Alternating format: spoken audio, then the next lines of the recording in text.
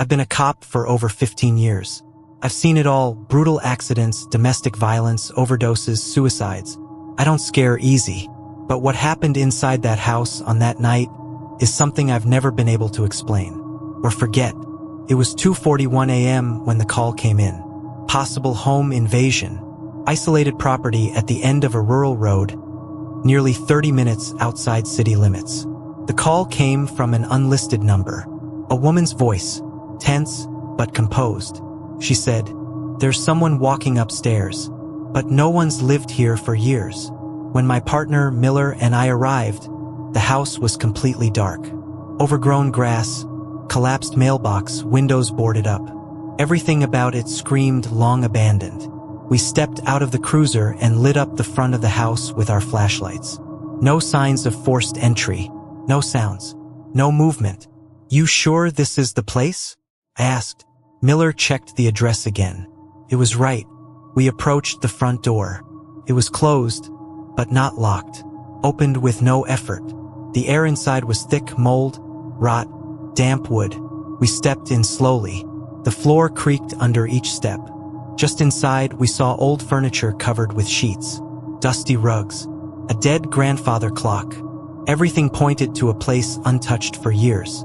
But there were fresh footprints in the dust, clear tracks leading straight up the staircase. We followed them. Upstairs was a narrow hallway with 4 closed doors. At the end, a window covered with a thin curtain, swaying in a breeze coming from somewhere. First room, empty. Old furniture, cobwebs. Second, same thing. Third room, smelled wrong. Sweet, rotting, like old perfume mixed with raw meat. There was a mattress in the center of the room, completely decayed, like someone had slept there for years. But there were no signs of life. That's when we heard it. 3 knocks, downstairs. We froze. The knocks came again, louder, closer. It didn't feel like someone was following us. It felt like something had let us in, and was now coming up. We moved fast. The stairs felt deeper, slower going down. When we reached the first floor, everything looked just as before, until Miller spotted something in the hallway leading to the back of the house. A door.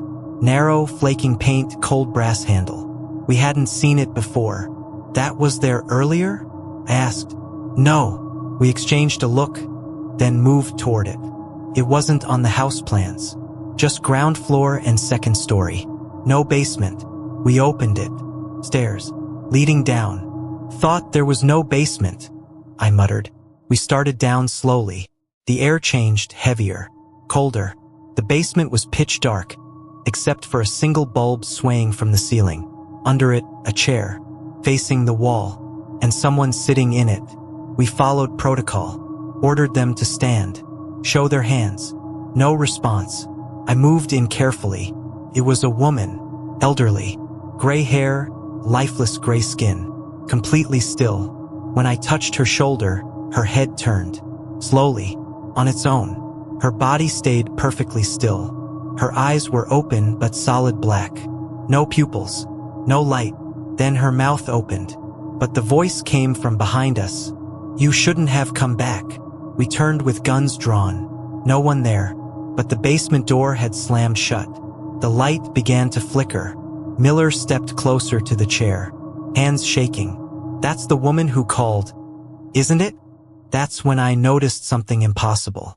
She was holding a rotary phone in her lap. An old model, 1970s. Its cord stretched along the floor and vanished into the wall. The line was dead. We ran back to the door, tried to open it. Locked. We kicked, slammed it, nothing. Then we heard footsteps upstairs again. Slow, wet sounding, like boots on soaked wood. And a voice, exactly like the one on the 911 call. "I'm not alone here." The light went out. Total silence. When our flashlights clicked back on, the chair was empty, and the phone gone. The basement door creaked open on its own. We bolted out, ran to the cruiser, called it in. Backup arrived 20 minutes later. We searched the entire house. There was no basement, no stairs leading down, no door in the back hallway. It was like that part of the house never existed. But on my body cam footage, It's all there. The knocks, the voice, and for 2 seconds, a frozen frame, the chair. Someone sitting in it, back turned, staring at the wall. Something no one saw in real time. Something that only shows up in the video. Forensics called it a glitch, a recording error. But Miller took a leave of absence 3 days later. He told me that every night at 2:41 a.m., his home phone rings once. And when he picks up, a woman whispers, "You shouldn't have come back." Since that night, I wake up at the same time. Always 2:41. And last night, the phone in my kitchen rang. I don't have a landline,